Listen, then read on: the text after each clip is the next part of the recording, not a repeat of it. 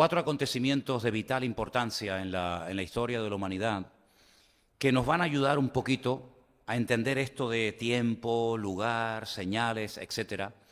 Y les voy a compartir de momento 3, ¿vale? El cuarto lo diré al final si nos da tiempo. Vamos a poner ahí en la pantalla los 3 acontecimientos de los cuales leeremos a continuación unos pasajes. ¿Lo tenemos? Ahí, bien. Noé, en su tiempo, fue capacitado por Dios para construir un inmenso barco. Un barco realmente gigantesco para su época, y gracias a la obediencia de Noé y gracias a la construcción de ese barco, la humanidad pudo salvarse. Y ahí hay una serie de detalles y de datos muy interesantes que vamos a ver en esta noche. El segundo acontecimiento que sin lugar a dudas marcó un antes y un después, sobre todo en el pueblo de Israel, fue la salida de Egipto. Llegaron 70 personas y 400 años más tarde salieron miles y miles y miles, tal vez millones de personas. El tercer acontecimiento tiene que ver con el cautiverio babilónico. Las tribus del norte no participaron de este cautiverio. Me imagino que ustedes ya saben a estas alturas que el país se fracturó, se dividió. 10 tribus formaron un país, un reino llamado el Reino de Israel. Y las 2 tribus del sur, Judá y Benjamín, formaron el reino de Judá, ¿vale? Fueron las 2 únicas tribus que permanecieron fieles a lo que había sido la casa de David. Y esas tribus del sur, no las del norte, repito, las del sur, como unos 140 y pico años después de la desaparición del reino del norte, son llevadas a Babilonia y están 70 años. Y esas tribus son las que vuelven. Las otras prácticamente desaparecieron o son lo que se conoce como el nombre de las tribus perdidas. Y el cuarto acontecimiento lo pondremos más adelante. Vamos a comenzar por el primero. Génesis capítulo 6, versículos del 11 al 22, nos da una información muy interesante acerca de este acontecimiento de impacto mundial. Porque el diluvio no fue algo local, algo que afectó a los poquitos que había por aquella zona, sino que el diluvio fue algo universal. Miles, tal vez millones de personas murieron, animales desaparecieron, nunca más se supo nada más de ellos. Muchísimas especies, tanto de aves como de animales, de mamíferos y plantas desaparecieron. Pero en el capítulo 6, a partir del versículo 11, nos da una de las razones por las cuales Dios decidió actuar tan drásticamente. Dice que la tierra estaba totalmente corrompida delante de Dios. Esto es muy importante, porque dice que esa corrupción se hacía delante de Dios. Y además la tierra toda estaba llena de violencia. Así que juntemos violencia y corrupción, o corrupción y violencia. Fue algo que motivó a Dios a decir, basta, hasta aquí hemos llegado. Dios miró a la tierra y he aquí que estaba corrompida, porque toda carne había corrompido su camino sobre la tierra. Dijo pues Dios a Noé, solo a él, no fue un mensaje que todo el mundo oyó, sino solamente a Noé le dijo, he decidido el fin de todo ser, porque la tierra está llena de violencia a causa de ellos, y aquí que yo los destruiré con la tierra. Hazte un arca de madera de gofer, harás aposentos en el arca y la calafatearás con brea por dentro y por fuera. Y de esta manera la harás. Ahí están las medidas. 300 codos de longitud del arca, 50 codos de ancho y 30 codos de altura. Una ventana, una sola. Una ventana harás al arca y la acabarás a un codo de elevación por la parte de arriba. Y pondrás la puerta del arca a un lado y le harás piso bajo, segundo y tercero. He aquí que yo traigo un diluvio de agua sobre la tierra para destruir toda carne en que haya espíritu de vida debajo del cielo. Todo lo que hay en la tierra morirá. Mas estableceré mi pacto contigo y entrarás en el arca tú, tus hijos, tu mujer y las mujeres de tus hijos contigo. Y de todo lo que vive, de toda carne, 2 de cada especie meterás en el arca, para que tengan vida contigo, macho y hembra serán. Versículo 20. De las aves según su especie y de las aves según su especie, de todo reptil de la tierra según su especie, 2 de cada especie entrarán contigo para que tengan vida. Toma contigo de todo alimento que se come y almacénalo y servirá de sustento para ti y para ellos. Y terminamos con el 22 que dice, y lo hizo así Noé, hizo conforme a todo lo que Dios le mandó. ¿Cuántos dicen amén? Bueno, es fácil leer esto, pero entenderlo es complicado en el sentido de que para Noé era totalmente nuevo lo que aquí se le estaba diciendo a él. Nosotros miramos atrás y sabemos lo que es la lluvia, sabemos lo que es el diluvio, sabemos lo que es el arca, etcétera, pero para Noé eran conceptos totalmente nuevos. Incluso el lugar en el que estaba construyendo el arca fue bastante sorprendente, porque no la está construyendo al lado de un puerto, no está construyendo al lado del mar, sino tierra adentro, como una especie de en el desierto. Construir un barco de casi 300 metros de largo, eso es un disparate construir un barco allí.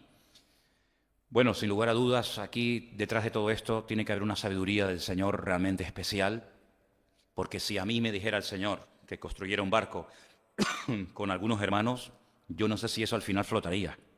Yo no sé si al final nos moriríamos, ¿no? Pero la Biblia nos enseña que estuvo casi 120 años construyendo este barco y además hizo una cosa muy bonita, y es que supo involucrar a su familia en la obra de Dios. No era un loco que se aventuró a construir un barco y la familia se reía de él o se oponía, sino que él, a sus 3 hijos, Sem, Cam y Jafet, los logró envolver en la visión de Dios, en el plan, en el diseño de Dios, y a las esposas de estos y a su misma esposa, y al final sabemos que todos se salvaron, 8 en total, ¿vale? 3 hijos, las esposas, su esposa y él, 8 personas en total. Ahora, si en aquel momento Noé hubiera tenido un sueño personal, automáticamente con esta orden desapareció. Es decir, la voluntad de Dios para la vida de Noé anulaba cualquier proyecto personal que éste pudiera tener. A partir de ese momento en el que recibe la orden de construir el barco, la vida de Noé cambia radicalmente. Ya no hay sueños personales, ya no hay vacaciones, ya no hay yo quiero, yo siento, sino que todo gira en torno al llamado de Dios. Su tiempo, su familia, su energía, su dinero, sus recursos, etcétera, etcétera, etcétera. 120 años metido día tras día construyendo aquel inmenso barco. Uno se pregunta, ¿para qué un barco tan grande para simplemente 8 personas? Bueno, realmente el arca tenía capacidad para que muchas personas pudieran salvarse, pero no quisieron salvarse. Tuvieron más actitud de obediencia a los animales que los mismos seres humanos. La Biblia nos enseña que Noé no solamente construyó el arca, sino que el Nuevo Testamento nos da la información de que Noé predicaba la palabra. Y predicaba advirtiendo a sus vecinos, a las personas que le rodeaban y le conocían, que vendría un diluvio tremendamente destructivo y que si no se preparaban y se metían en el arca con él, perderían la vida. Y vemos que Noé aprovechó el tiempo tanto en lo material como en lo espiritual, pero vemos que la gente no respondió a su llamado. La gente fue desobediente, la gente rechazó, probablemente hubieron burlas, probablemente hubo oposición, no lo sabemos. Pero lo que está bien claro es que esos 120 años de Noé fueron años en los que él, toda su vida, giró en torno al llamado y a la carga que Dios puso en su corazón. Cuando el Señor Jesucristo aparece, y lo vemos en los evangelios predicando y enseñando y recorriendo su país, Él habló de Noé.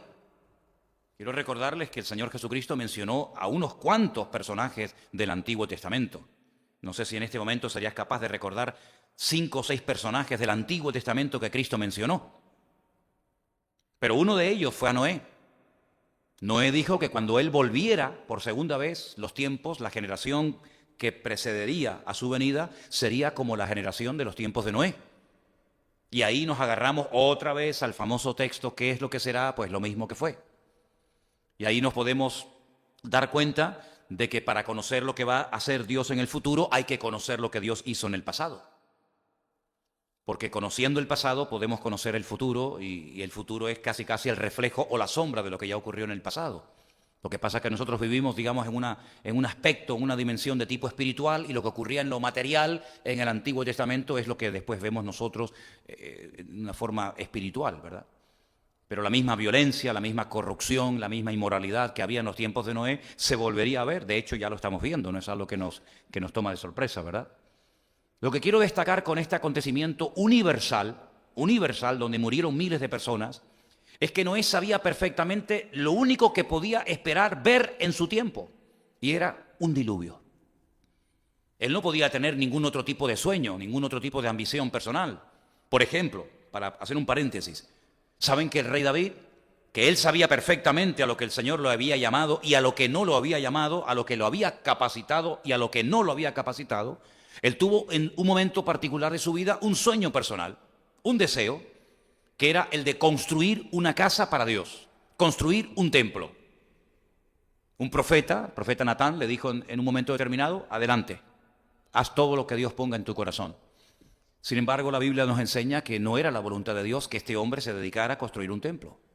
Es decir, sus sueños no coincidían con la voluntad de Dios para su época. Y esto es algo que tenemos que tener bien claro en nuestra vida. ¿A qué nos ha llamado el Señor y a qué no nos ha llamado el Señor?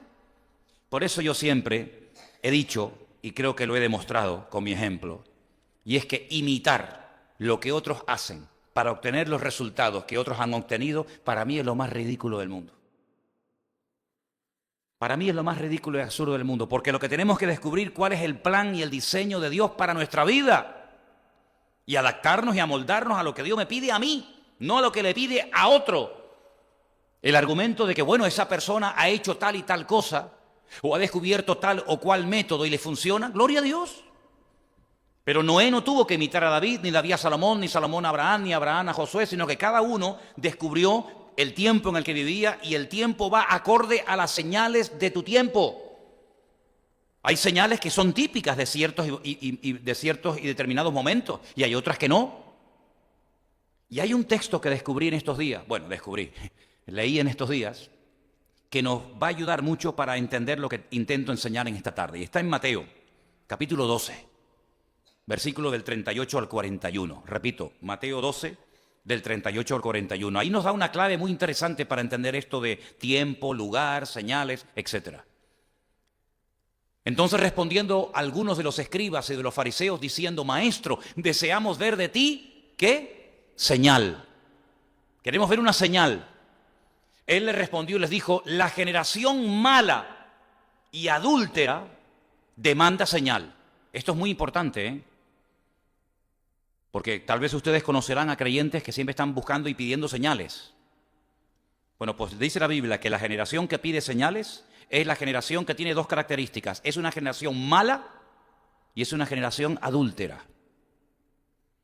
Pero la señal no le será dada, sino la señal lo llama del profeta Jonás, otro personaje que Jesús cita en su ministerio. Porque como estuvo Jonás en el vientre del gran pez 3 días y 3 noches, así estará el Hijo del Hombre en el corazón de la tierra 3 días y 3 noches. Y el verso 41 dice: los hombres de Nínive se levantarán. Ahí hay una alusión directa a la resurrección, porque los hombres de Nínive en la época de Cristo ya estaban todos muertos. Pero ahí está hablando de la resurrección. Los hombres de Nínive se levantarán en el juicio con esta generación y la condenarán, porque ellos se arrepintieron a la predicación de Jonás, y he aquí más que Jonás en este lugar. Es decir, al Señor Jesucristo le exigían que Él hiciera señales que demostraran que Él realmente era el Mesías. Y Él dice: mira, si están ustedes pidiendo y demandando constantemente que haga señales, ustedes se caracterizan por ser una generación mala y adúltera. Y ustedes sí van a ver una señal, pero no la que quieren ver, no la que les gustaría ver, sino ustedes van a ver la señal del profeta Jonás. Y me llama mucho la atención la palabra que utiliza Cristo, la palabra señal, ot, de la cual hablaremos también esta noche. Es decir, la generación de Noé no vio la señal del profeta Jonás, porque no era la señal que ellos tenían que ver en su época. La generación del Señor Jesucristo no vio las señales o los acontecimientos de la generación de Noé, porque no era la que le correspondía ver ni experimentar. Es decir, cada generación tiene sus características. No eran igual, y aquí entraríamos en el tema de la historia de la iglesia, ¿no? No eran igual los cristianos, los hermanos nuestros, en la década de los años 60, que después, posteriormente, en la década de los años 80, por ejemplo. Es interesante ver cómo eran las iglesias, qué se predicaba, qué era lo que más corría, lo que más se enseñaba en las iglesias a nivel general en los años 60 y lo que, por ejemplo, se predica hoy en día. No tiene nada que ver. Es el mismo evangelio, la misma Biblia, el mismo Señor, pero la iglesia de los años 60, como la iglesia del siglo I, no tiene nada que ver con la iglesia del siglo XV o con la iglesia que vivió y le tocó vivir la Segunda Guerra Mundial, que hubieron miles de cristianos durante la Segunda Guerra Mundial, pero su vida era muy diferente a la vida de nosotros hoy en día. Sí, las señales, las características, ¿verdad? Lo que se podía ver, lo que no se podía ver, era completamente diferente. Y por eso es muy importante que sepamos discernir el tiempo en el que estamos viviendo, para que no esperemos lo que no tenemos que esperar, pero que sí estemos preparados para lo que nos viene encima. ¿Cuántos dicen amén?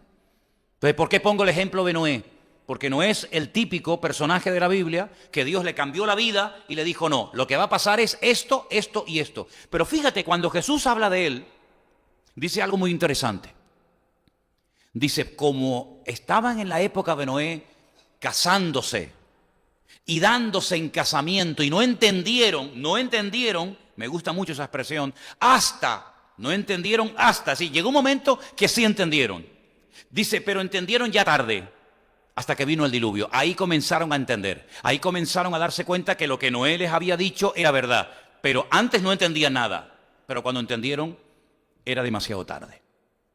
Es decir, que la generación de Noé, la única señal que iban a ver no era ni la muerte de Cristo, ni la resurrección de Cristo, ni la predicación del Evangelio, ni la extensión de la iglesia por toda la faz de la tierra, por los 5 continentes, sino el diluvio. Y te preparas para lo que viene, o amigo, pierdes la vida. Sin embargo, cuando vamos, por ejemplo, a Génesis, capítulo 15, del versículo 13 en adelante, vamos a ver unas palabras muy, pero que muy interesantes que Dios mantiene con el patriarca Abraham, que en ese momento era Abraham, todavía no le había cambiado el Señor el nombre. El Señor le dijo a Abraham, ten por cierto que tu descendencia morará en tierra ajena. Claro, nosotros entendemos esto porque miramos atrás y vimos que todo esto se cumplió, pero es una información nueva, fresca. El patriarca Abraham en ese momento, la primera vez en la vida que oye estas palabras es ahí. Dios le está diciendo, ten por cierto, no lo dudes, que tu descendencia morará en tierra ajena. Y además le dice, y serán esclavos allí, en esa tierra ajena. Y será oprimida, y le da una cifra. Eso es muy importante, cuando Dios da años, cuando Dios da una cifra, ojo amigo, porque eso es verídico. 400 años. Es decir, Abraham sabía perfectamente que su descendencia serían esclavos en un país extranjero y sabía lo que les iba a ocurrir y durante cuánto tiempo estarían siendo oprimidos. 4 siglos, 400 años. Dios le da una información antes de que ocurra dicho acontecimiento con 400 años de antelación. Sin lugar a dudas, esta información él se la transmitió a su hijo Isaac, Isaac se la transmitió a Jacob, etcétera, etcétera. Más también, versículo 14, a la nación a la cual servirán, juzgaré yo, y después de esto saldrán con gran riqueza. Esclavos, pero ricos.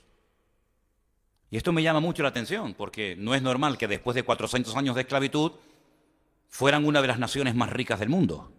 Y sin embargo, eso fue lo que pasó. Fueron esclavos, lo perdieron todo durante el período de la esclavitud, pero cuando salen hasta arriba de riqueza, porque dice que los egipcios se lo daban a ellos. Y tú vendrás a tus padres en paz y serás sepultado en buena vejez. Y hay un versículo más, me parece, sí. Y a la cuarta, ahí está, a la cuarta generación volverán acá. No a la segunda, no a la tercera, a la cuarta. Hay que contar. Primera generación, segunda, tercera. A la cuarta generación vendrán acá. ¿Dónde es acá? Donde Dios le está hablando en ese momento a Abraham. Porque aún no ha llegado a su colmo la maldad del amorreo hasta aquí. Es decir, escucha bien, porque yo te voy a decir lo que va a pasar. Tu descendencia van a ser esclavos. Se está refiriendo evidentemente a Egipto. La palabra Egipto, lo dijimos ya muchas veces, es Mitzraim en la Biblia. Hay dos M's, dos letras M diferentes en hebreo. Una M que es abierta y una M que es totalmente cerrada. La palabra Mitzraim contiene las dos letras, las dos M. Cuando se escribe al final de una palabra con la letra M, se tiene que utilizar la Mensofit, es una letra M cerrada, como un cuadrado, totalmente cerrada. Eso es lo que iba a ser Egipto. Una puerta abierta, pero al final se terminaría cerrando y caerían en la esclavitud.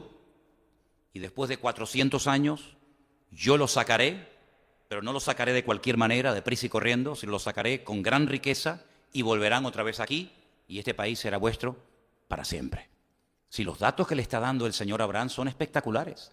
Por lo tanto, Abraham estaba tranquilo, podía estar tranquilo, en el sentido de que él sabía de que su hijo, cuando él muriera, no iba a ser llevado y esclavizado en Egipto. ¿Por qué lo sabía? Porque Dios le había dicho a la cuarta generación, todavía a ti no te toca.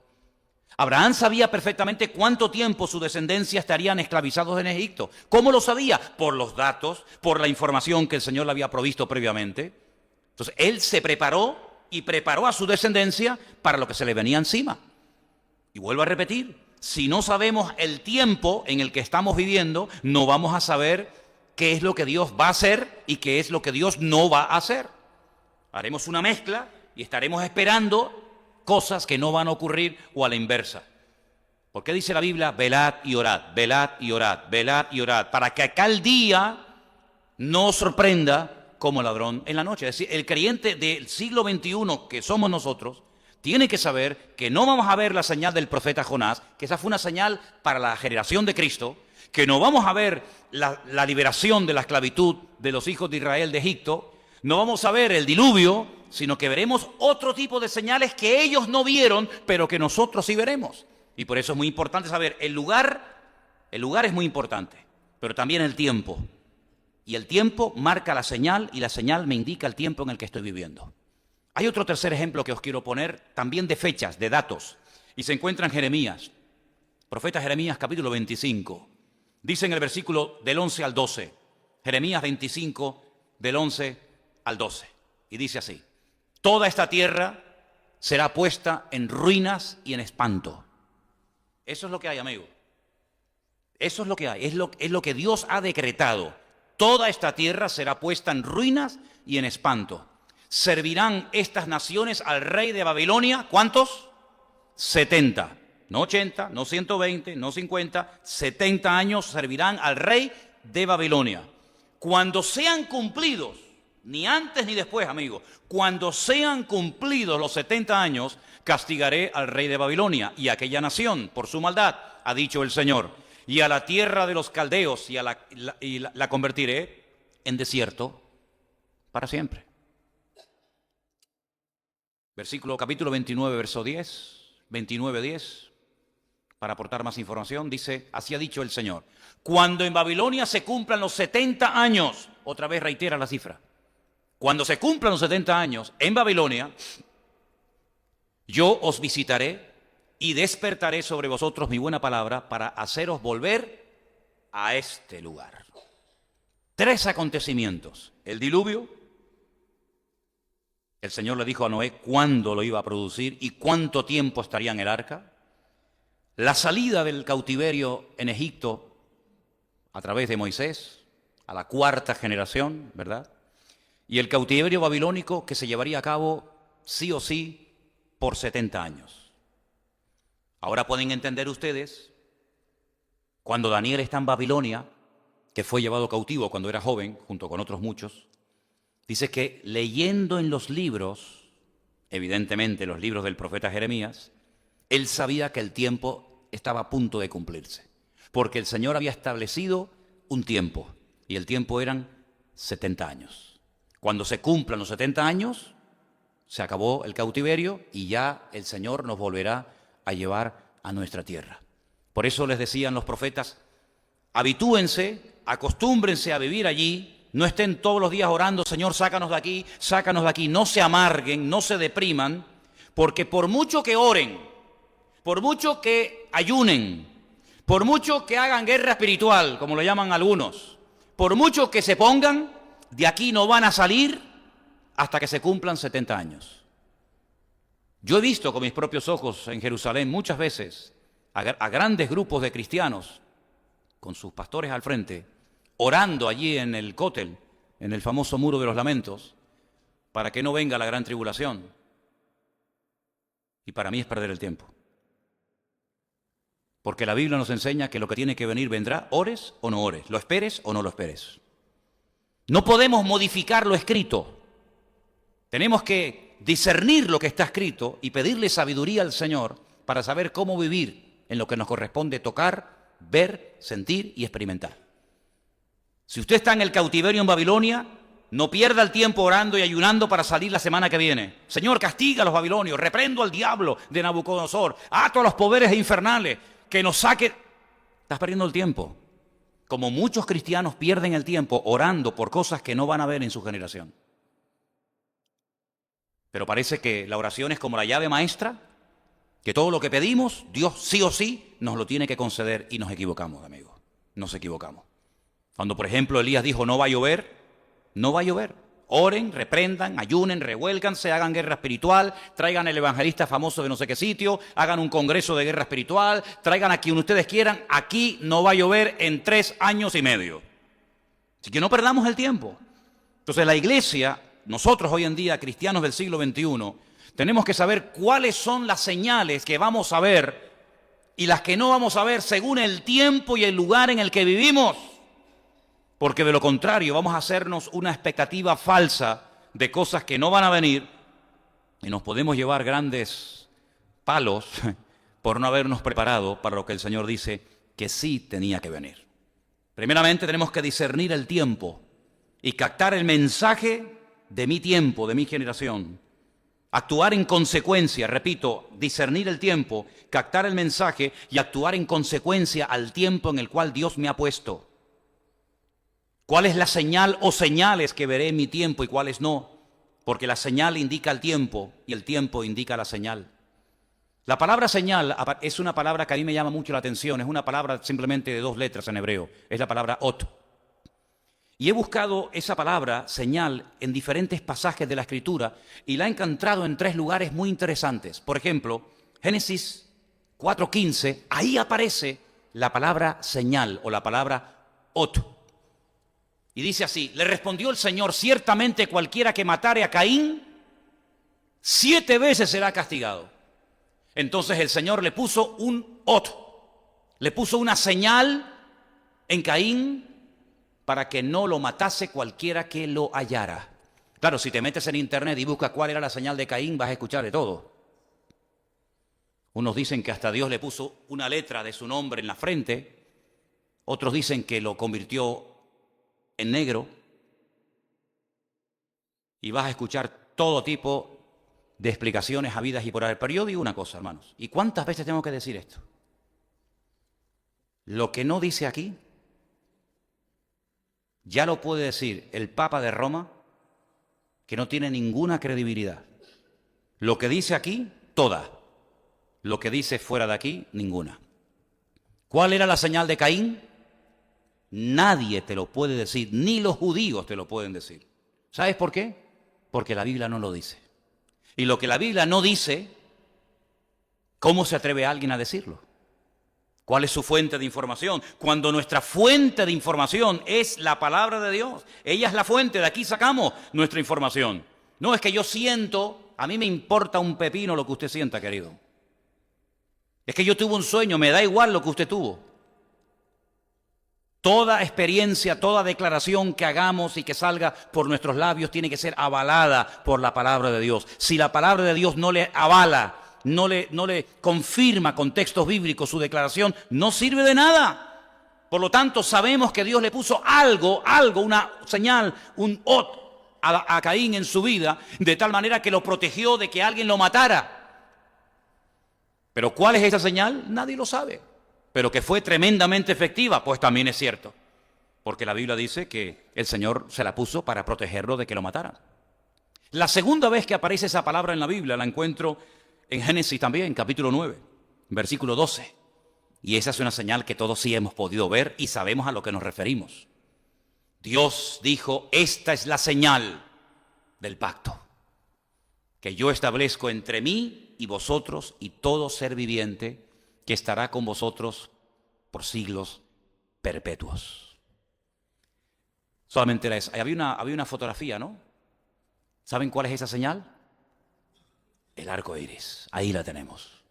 Qué cosa tan bonita, ¿eh? Pero el arco, si os dais cuenta, apuntando hacia arriba, no apuntando hacia la tierra. Porque el Señor dijo que nunca más volvería a castigar a la tierra con un diluvio. La señal de Caín no la sabemos. La señal del pacto que Dios hizo a través o con la vida de Noé, sí la sabemos, que es esa. Y hay una tercera ocasión en la que sale la palabra ot o señal en la Biblia, y está en Génesis, capítulo 13, versículo 9. Y dice, no es Génesis, está en el libro de Deuteronomio, disculpen, Deuteronomio. Mientras lo van buscando, esta es la señal y aquí la he traído para que la puedan ver. No sé si alguna vez, algunos sé que sí, otros sé que no. Algunos no han visto jamás en la vida esto. Estas son las señales que dice que el pueblo de Israel tendría todos los días de su vida en su frente y en su brazo. Estos son lo que llaman la Biblia las famosas filacterías, las que se amarran aquí al brazo y se le dan 7 vueltas, y aquí dentro hay textos de la palabra de Dios, y las tendrías cerca de tu corazón, y la otra se pone aquí, en la frente, y entonces ahí aparece otra vez la palabra ot, o la palabra señal. Esto se lo ponen todos los días los judíos cuando van a orar, por la mañana, por la tarde y por la noche. Son tiras de cuero muy largas, y entonces dijo Jesús que les gustaba ensanchar las filas de sus filacterías, ¿verdad? Y orar delante de los hombres. Las puedes alquilar en las calles peatonales de Israel, las puedes alquilar en el aeropuerto. Es lo que yo llamo el kit de oración. Esto lo llama la Biblia ot, una señal entre tus ojos y una señal cerca de tu corazón. La de Caín no sabemos cuál es. La que hizo el Señor con Noé, sí la sabemos, es el arco iris, hemos visto la fotografía. Y la tercera vez que aparece esta palabra en la Biblia, estas son las filacterías o los tefilín, que llama la Biblia, aquí lo tenéis, por si después queréis verlo. Tenemos un cuarto acontecimiento que es el que a nosotros nos va a afectar. Y ese, ahí está, y atarás como una ot, como una señal en tu mano, y estarán como frontales entre tus ojos. Fue un mandato que Dios le dio al pueblo de Israel para que esas cajitas que dentro tienen versículos bíblicos siempre estuvieran cerca de su corazón y siempre estuvieran cerca de su cabeza, de sus ojos. El brazo y la frente y el brazo. Qué interesante. El anticristo dice que marcará a la gente en su frente o en su brazo, imitando siempre al Señor. Qué interesante, ¿verdad? Qué interesante. El cuarto acontecimiento está en el Nuevo Testamento. Aunque hay más escritura en el Antiguo Testamento. Escuchen bien este dato, espero que lo pueda decir bien. Hay más información en lo que llamamos Antiguo Testamento para estudiar la segunda venida de Cristo que la primera. Es decir, estudiando solamente el Nuevo Testamento, tú llegas a la conclusión de que el Mesías tendría que venir 2 veces. Una vez a morir y otra vez a reinar. Si no leyéramos nunca el Nuevo Testamento, sabríamos perfectamente que el Mesías tendría que venir en varias ocasiones. Ahora, ¿por qué yo muchas veces cuando voy a alguna iglesia o retiro de pastores o algún curso que damos por ahí, yo les digo, hermano, os voy a decir algo, no os sorprendáis. Hoy no va a venir el Señor Jesucristo. Y claro, se quedan así como diciendo, ¿cómo? ¿Cómo? ¿No va a venir hoy? Digo, no. ¿Y cómo lo sabe Dios? ¿Cómo no lo sé? ¿Y tú no lo sabes? No, el Señor dice que puede venir en cualquier momento. Digo, sí, pero hoy no va a venir. Pero hermano, ¿cómo dice eso? Digo, porque la Biblia lo dice. Y la gente ya se queda ahí un poco trastocada, porque a mí me gusta muchísimo hacerle a la gente pensar. Porque hay creyentes que repiten lo que creen, lo que dicen que creen como los loros. Pero no porque lo hayan comprobado, no porque lo hayan leído, no es el copia y pega. No, no, no. Es porque te has metido en las páginas de la Biblia y has estudiado horas y horas y horas y lo que crees lo puedes demostrar con la Escritura.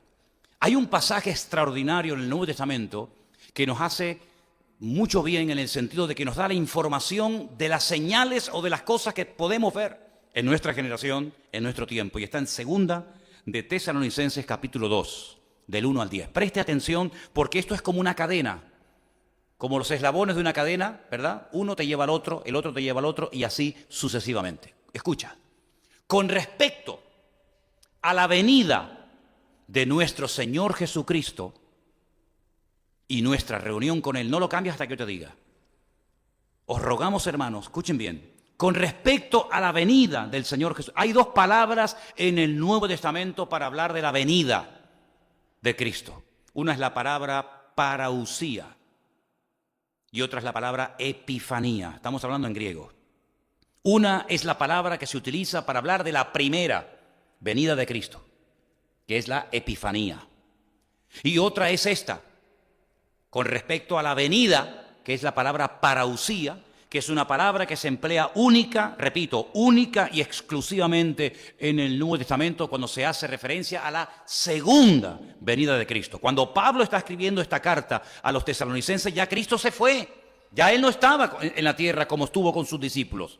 Por lo tanto, Pablo está hablando de una segunda venida, de la parucía, de la aparición visible y física del Mesías. Con respecto a esa venida, hermanos, os rogamos, cambiamos, que no os dejéis mover fácilmente de vuestro modo de pensar, ni os conturbéis, ni por espíritu, ni por palabra, ni por carta, como si fuera nuestra, en el sentido de que el día del Señor está cerca.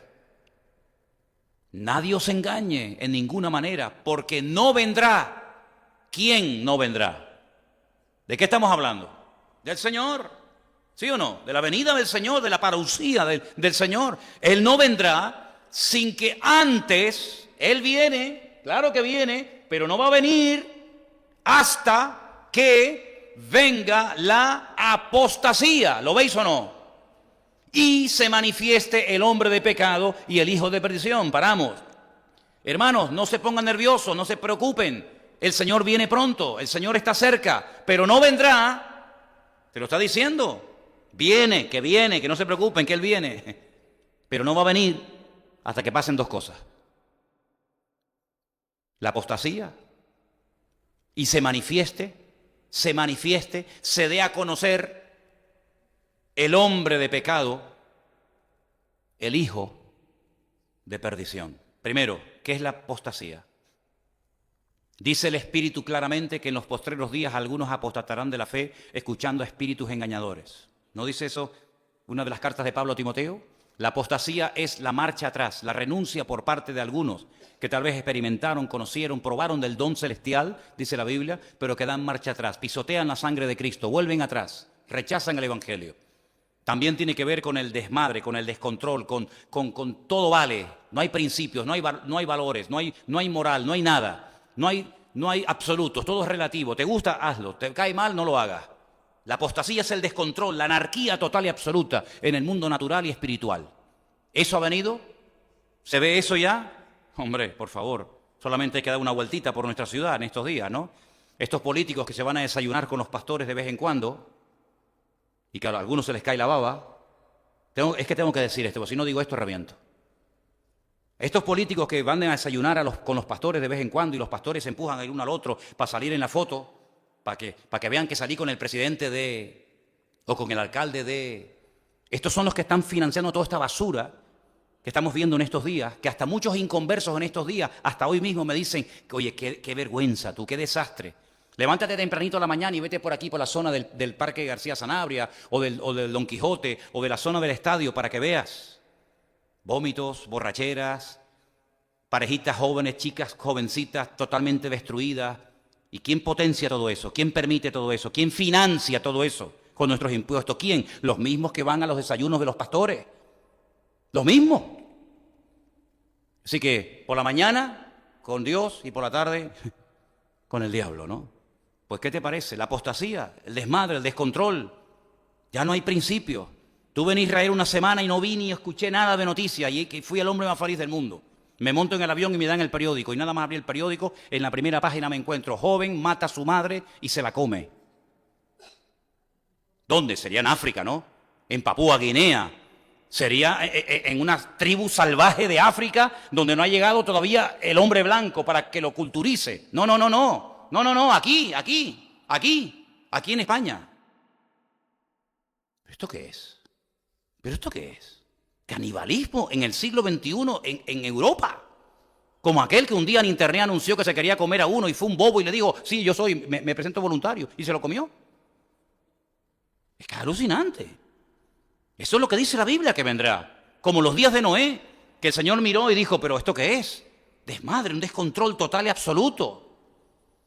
Bueno, tal vez algún día explicaremos cuando dice la Biblia que los hijos de los hombres se acostaban con las mujeres y viceversa, ¿verdad? Y de ahí nacieron engendros terroríficos y Dios dijo: basta, se acabó. Hasta aquí hemos llegado. Pero además de todo eso, que ya está entre nosotros, ya lo estamos viendo. Terrible las imágenes que me presentaba Adrián el otro día de las últimas cosas en el carnaval de Río de Janeiro. Siempre con Cristo, siempre con la Biblia, nunca con Mahoma, siempre con Cristo, con los apóstoles, con la Santa Cena, etcétera, ¿verdad? Terrible, ¿no? Bueno, aparte de todo eso, dice que se tiene que manifestar, se tiene que dar a conocer quién. Dale para atrás. Se tiene que manifestar el hombre de pecado, el hijo de perdición. Es muy importante ver los adjetivos que utiliza la Biblia cuando habla de diferentes personas. Por ejemplo, ¿cómo se le llama a Cristo? Admirable consejero, Dios fuerte, Padre eterno, Emmanuel, Alfa, Omega, la raíz de Judá, el león de la tribu de Judá, el Cordero de Dios, ¿verdad? Hay un montón de calificativos. Del diablo: Satanás, serpiente antigua, diablo, padre de mentira. Bueno, pues este personaje también recibe muchos calificativos. Uno, hombre de pecado; otro, hijo de perdición; otro, inicuo; otro, cuerno pequeño; otro, anticristo. Sí, es la misma persona, pero que se dan diferentes expresiones para que lo conozca, para que veas por dónde van los tiros. Y este personaje todavía no se ha dado a conocer, todavía no se ha levantado, todavía no se ha manifestado. Por lo tanto, el Señor todavía no puede venir, te lo está diciendo Pablo. El Señor tiene que venir, pero no va a venir hasta que se manifieste la apostasía y se manifieste el hombre de pecado, el hijo de perdición. Seguimos. El cual se opone y se levanta contra todo lo que se llama Dios o es objeto de culto. Tanto, y mira el ejemplo que pone, que se sienta. ¿Dónde? En el templo de Dios. Y claro, los cristianos dicen: ¡ay, se sienta en la iglesia! Se sienta en el templo de Dios, como Dios, haciéndose pasar por Dios. ¿Y ese templo cuál es? ¿Cuál era el único templo que Dios tenía en aquella época, hermano? El templo de Jerusalén, mi hijo. ¿Y dónde está ese templo? No existe. No hay el templo de Jerusalén hoy en día. Es que he estado 13 años seguidos yendo a Jerusalén y todavía no se ha construido. Pero da a entender de que se va a construir el templo de Dios. Claro, por supuesto. Y está todo preparado y listo. Y este personaje va a permitir que se construya el tercer templo de Jerusalén. Y a los 3 años y medio entra y dice la Biblia: el que lee entienda. Porque claro, hay algunos que leen y no entienden. Pero la Biblia dice: el que lee entienda, porque en esto hay sabiduría. Que entrará y pondrá la abominación desoladora, de la cual ya habló el profeta Daniel, ¿verdad? Y entonces dice la Biblia que este hombre entra y se sienta en el templo de Dios, haciéndose pasar por Dios. ¿No os acordáis que cuando yo todavía estaba con vosotros os decía esto? Ahora déjeme que haga un inciso. El tiempo o el lugar donde más tiempo Pablo estuvo, ¿cuál fue? Éfeso, 2 años. Después, Corinto, 1 año. Y así sucesivamente. ¿Cuál fue el lugar de todos los lugares que Pablo visitó donde en la iglesia estuvo menos tiempo? Tesalónica. Todo esto lo puedes saber por el libro de los Hechos. No es que yo sea un lumbrera, sino que es cuestión de leer y nada más, ¿no? Dice la Biblia que estuvo en Tesalónica 3 semanas, 21 días, y cogió y se fue. En esos 21 días, en esas 3 semanas, miren el nivel de enseñanza de Pablo. Les habla del anticristo, les habla del hombre de pecado, del hijo de perdición, les habla a un nivel de enseñanza espectacular y dice: ¿no se acuerdan que yo cuando estaba con ustedes os compartía estas cosas? Cuando hay cristianos que esto no lo han oído en la vida. Nunca me olvidaré una vez que me invitaron en la península a un retiro y me dijeron que hablara solo de Daniel y de Apocalipsis. Y estuvimos en un colegio unos cuantos días dando estudios de Daniel y Apocalipsis. Y una noche una persona en mi habitación que se dedicaba a servir al Señor me dice: Manolo, te confieso que de este tema no tengo ni la más remota idea.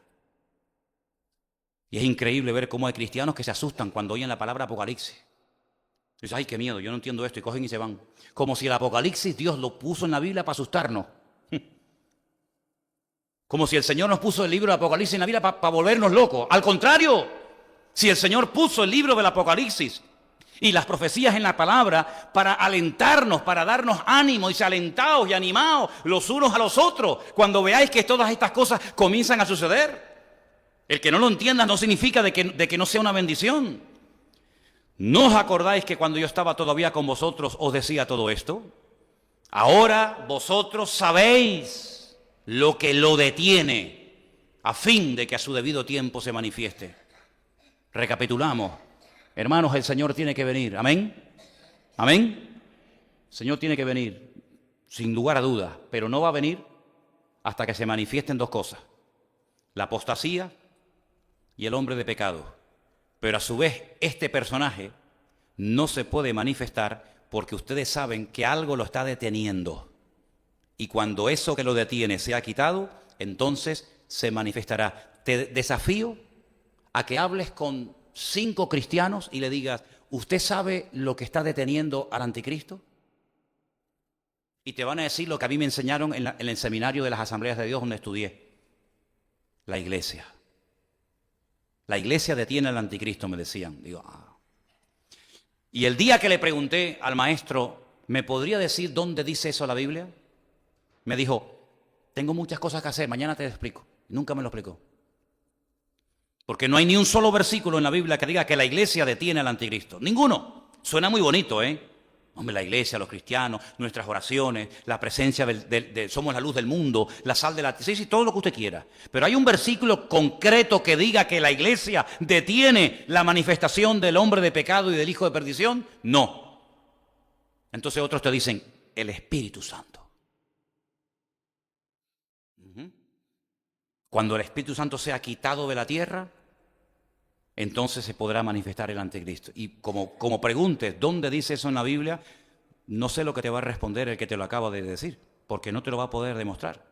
Como si el Espíritu Santo dependiera de la iglesia. ¿O es que el Espíritu Santo no es Dios? ¿Quién es el Espíritu Santo? ¿Y Dios no está en todas partes? ¿Y el Espíritu Santo depende de la iglesia para estar?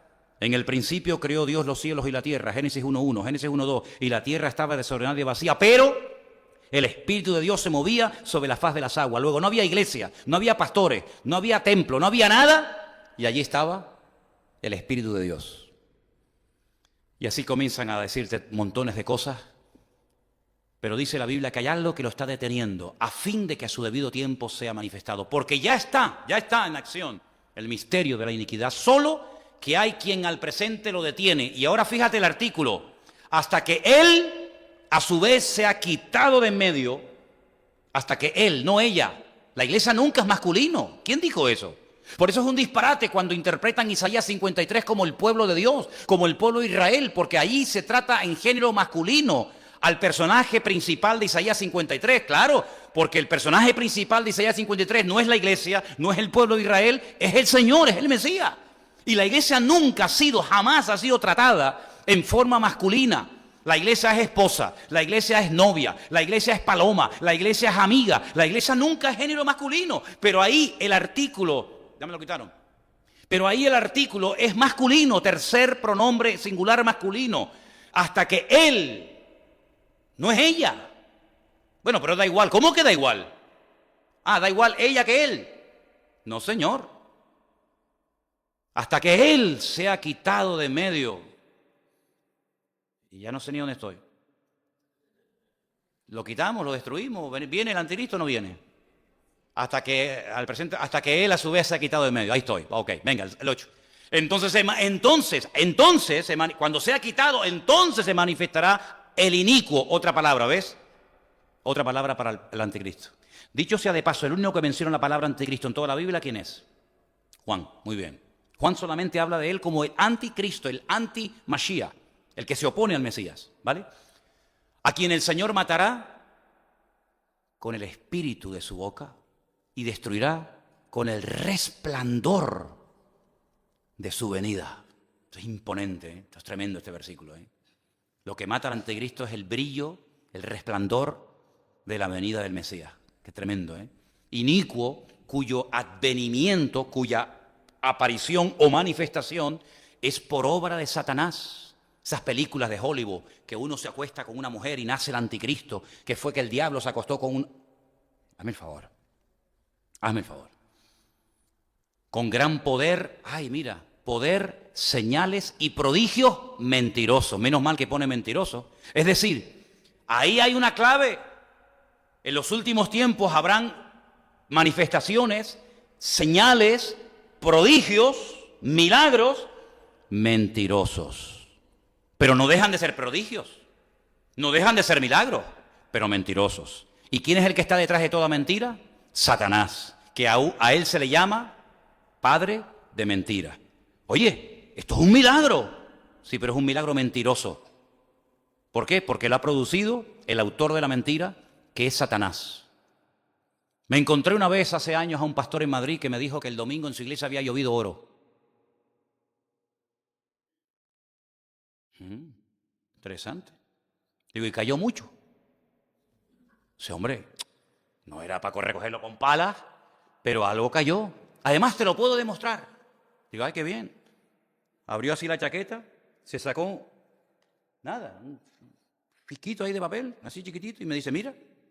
Digo, espérate que yo con gafas no veo. Digo, ¿esto qué es? No, pero míralo bien, Manolo. Yo ya lo estoy mirando bien, ¿no lo veo bien o qué? Dice, mira, este fisquito así de papel, yo lo que hice así del suelo, lo cogí así, y mira, esto es oro. Digo, perdone la expresión, pero le dije así, tú me estás vacilando, hermano. Es que tengo la impresión de que me estás tomando el pelo. Yo ya soy muy grande para que me tomes el pelo, ¿viste? Es decir, mi Señor hace una ciudad que tiene 7.000 kilómetros de largo, 7.000 de ancho y 7.000 de alto de oro puro. Y tú me dices que el Señor barrió el culto ayer y cayó esto en el culto. Señales y prodigios mentirosos. Estas señales seguirán a los que creen en mi nombre. No dijo, escucha esto, porque esto es muy importante, porque esto puede traer bendición o ruina a una iglesia. El Señor no dijo señales seguirán. No dijo eso, hermano. Dijo, estas señales seguirán a los que creen. Estas señales, no cualquier señal. ¿Por qué acotó y por qué dijo estas señales? Porque no son todas las cosas que vemos y nos cuentan que son señales producidas por el poder y la manifestación del poder de Dios. Pero hermano, la Biblia dice, el Señor dijo que obras mayores que las que Él haría, que las que Él hizo haríamos. Digo, sí, mayores en cantidad, pero nunca le ganaríamos al Señor haciendo cosas que Él no hizo. ¿Has resucitado muertos? ¿Has limpiado leprosos? ¿No? Pues ya bastante tenemos con eso, como para tratar de hacer cosas que ni Cristo hizo. El Señor es nuestro ejemplo en todo. Él es nuestro ejemplo en todo. Lo que Él no hizo, tú no tienes por qué hacerlo. Tú lo sigues a Él y Él no te sigue a ti. Y hay personas que creen que cualquier señal, cualquier milagro, cualquier prodigio, cualquier historia es de parte de Dios. Por eso una de las normas que tenemos en esta iglesia, y sabéis que la llamamos a rajatabla, y así lo hemos cumplido, cuando alguien dice que ha sido sanado de algo, como aquí ha habido gente que ha sido sanada, y ustedes saben de quién estoy hablando, aquí Dios ha sanado gente con cáncer. ¿Sí o no? Muy bien. ¿Cómo sabemos que usted tenía cáncer? Traiga los papeles. Mire, el médico en la consulta tal, el día tal, en el hospital tal, me dijo esto y esto. Y ahora estoy sanado porque el mismo médico dice esto. Ok. Y podemos comprobar. ¿Pero qué es eso de que yo voy a un culto, oran por mí y Dios me sanó de SIDA? ¿Qué credibilidad tiene ese testimonio? Lo que le da credibilidad al testimonio es poder demostrar que usted verdaderamente era ciego y ahora ve. Porque si no, hermano, estamos dándole lugar a disparates que en vez de traer gloria a Dios, lo que traen es descrédito y desprestigio a la obra de Dios. Hombre, hay milagros que son evidentes. Si aquí entra un paralítico y Dios lo levanta, gloria a Dios, no hace falta ni que vaya al médico. ¿Por qué? Porque todos sabíamos que el hombre no tenía pierna y aquí le crecieron. Y todos sabíamos que el que entró pues era mudo o era ciego. Pero hermano, hay cosas que no se ven. Y no es que porque no las veamos, no las creemos, no. Sino lo que queremos es verdaderamente dar gloria a Dios y que los hombres sepan que verdaderamente este hombre tenía esta enfermedad y que ahora los mismos hombres ratifican que efectivamente Dios o lo que fuera lo sanó y ahí damos gloria a Dios. Entonces, este personaje hará un montón de milagros. ¿Por qué? Porque es un imitador. El anticristo es un imitador de Cristo. Cristo tuvo un padre. El anticristo dice, Satanás es mi padre el que me avala. Cristo hizo milagros, él también hace milagros. Bueno, dice la Biblia que hará cosas tremendas que a muchos engañarán. Mirad que nadie os engañe. Porque dice que harán milagros tremendos, pero cuidado, ahí está diciendo señales y prodigios mentirosos. Seguimos leyendo. En 2 Tesalonicenses capítulo 2, estamos leyendo desde el versículo 1 hasta el versículo 10. Con todo engaño de iniquidad para los que se pierden, por cuanto no recibieron el amor de la verdad para ser salvos. Es decir, el apóstol Pablo dice, miren hermanos, no nos dejemos engañar fácilmente. Habrán señales, pero no todas las señales que vamos a ver son de parte de Dios. Van a haber señales mentirosas, producidas por espíritus inmundos. Satanás también es capaz de hacer cosas tremendas. ¿Cuál fue el primer milagro del diablo? El primero, meterse dentro de un animal hermoso como era la serpiente en aquel momento y a través de una serpiente hablar. ¿Eso no es un milagro? ¿O es que las serpientes hablan? ¿Eso no es un milagro? ¿No dijo el Señor Jesucristo a través de la pluma de Pablo, cuidado porque se disfraza y hasta si se tiene que hacer pasar por un ángel de luz, que se disfraza también de ángel de luz? Él le encanta, él tiene todos los disfraces habido y por haber, es capaz de vestirse de pastor, es capaz de disfrazarse de político, es capaz de disfrazarse de hombre, de mujer, de sabio, de erudito, de teólogo, de artista, de pintor, de lo que quiera. Porque dice la Biblia que cuando Dios lo creó fue el sello de la perfección, acabado en hermosura, lleno de sabiduría. Nunca Dios dijo eso de nadie. Nunca dijo Abraham, acabado en hermosura, lleno de sabiduría, no. Pero cuando creó a este personaje, que en un principio no era de Satanás, sino era un tremendo arcángel poderoso de parte del Señor, dice, acabado en hermosura, el sello de la perfección y lleno de sabiduría. Mira cómo lo vistió. Ni Adán lo vistió así, Adán lo dejó desnudo. Adán y Eva estaban desnudos. Pero cuando creó a este, le puso las mismas piedras preciosas que le puso al sumo sacerdote en el templo de Jerusalén. Esmeralda, carbunclo, topacio, diamante, piedras preciosas, era todo su vestido, era algo espectacular. Y dice que se enalteció y allí comenzó su ruina, ¿te das cuenta? Entonces las señales que vemos en el cautiverio en Babilonia eran las señales típicas de su época. Así que no se preocupen si vamos a estar aquí 70 años. Adáctense, marquen una diferencia, aprovechen las oportunidades para testificar. Lamentablemente a veces somos como los camaleones, ¿verdad? Nos adaptamos a lo malo en vez de marcar una diferencia. Cantadnos cánticos de esos tan bonitos que cantabais en Sion, cuando alababais a vuestro Dios en el templo. Dice, ¿cómo? ¿Que cantemos aquí? Claro, si aquí es donde hay que cantar. En el templo no cuesta cantar. Aquí es donde hay que cantar, porque esos cánticos son salmos. Y esos cánticos van a dar testimonio de la existencia de Dios. Pero ellos decían, no, nosotros no vamos a cantar.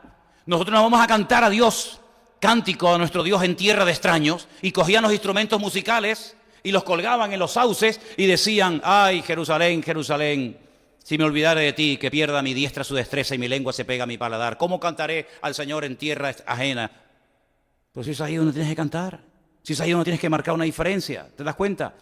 Entonces, sabemos que tenemos que vivir en una sociedad donde tenemos presión por todas partes, pero ¿cuál es la señal de estos tiempos? Violencia, engaño. No hay principio ni valores por ninguna parte. Los hijos mangonean a los padres son los siervos de los hijos, ¿verdad? Donde los políticos por la mañana desayunan con los pastores y por la tarde se disfrazan de mujer y se van al carnaval. El mismo que por la mañana dijo, sí, oren por mí, y le impusieron las manos y oraron, es el mismo que por la tarde va y hace el desmadre como uno más, ¿verdad? Donde no hay principios, donde no hay valores, donde no hay moral. Y nosotros nos ha tocado vivir en tiempos peligrosos. Y quiero terminar este estudio en esta tarde leyendo unas palabras que el apóstol Pablo le dedicó a Timoteo, hablando acerca de los tiempos finales en los cuales nos ha tocado vivir a nosotros. Vamos a una de las cartas del apóstol Pablo, por favor, a Timoteo, donde él habla acerca del carácter de los hombres en los últimos tiempos, por favor. Estamos en Primera de Timoteo, carácter de los hombres en los últimos tiempos. Segunda de Timoteo, capítulo 3. Esto es para nosotros, esto es lo que vamos a ver nosotros, no la señal del profeta Jonás. Yo esa señal no la voy a ver. Yo no tuve la dicha de ver a Cristo con mis propios ojos, ni tú tampoco. Jesús dijo, ¿cuántos reyes, cuántos profetas desearon ver lo que ustedes vieron y oyeron? Y no lo vieron ni lo oyeron, pero ustedes sí, porque les tocó a vosotros. Eso no nos tocó a nosotros. Nosotros no vimos a Cristo en su primera venida, no lo vimos. No escuchamos el sermón del monte de labios de Él. Me lo sé de memoria porque lo he leído, pero no porque lo he oído. Sé que sanó a ciegos, a paralíticos, a mudos, que era amigo de Lázaro, que sanó a una mujer con flujo de sangre, a otra encorvada en la sinagoga. Todo eso lo sé porque lo he leído, pero no lo vi. Pero ellos no tenían que leer nada, ellos lo veían cada día. Porque cada generación tiene su característica. ¿La nuestra cuál es? La que dice 2 de Timoteo capítulo 3, verso 1. Tienes que saber esto, que en los postreros días, y yo pregunto, hermanos, ¿cuántos de los que están aquí esta noche creen que estamos ya en los últimos tiempos? Nosotros somos los cristianos de los últimos tiempos. Somos los más cerca de estos últimos tiempos que la generación anterior, evidentemente. Pues tenemos que saber que en los postreros tiempos vendrán tiempos, ¿qué? Peligrosos. La palabra peligrosos en griego es chalepos. Tiempos desprovistos de moral, de principios. Eso es lo que significa la palabra. Tiempos peligrosos. Donde habrá hombres amadores, pero de sí mismo. En vez de amar al prójimo, amadores de sí mismo. ¿Cuántos gimnasios han proliferado en los últimos años? Salgan por la calle, por esta zona, y empiecen a contar los gimnasios, el culto al cuerpo. Tengo que estar, ¿verdad? Y si no, me opero, me quito, me pongo, me ensancho o me recojo. ¿Culto al cuerpo? No, ¿verdad? Un tío de 50 años queriendo pasar con un chico de 20. Eso es ridículo, hombre, eso es ridículo. Eso es lo más ridículo del mundo. ¿Me entiendes? El hombre quiere ser mujer, la mujer quiere ser hombre.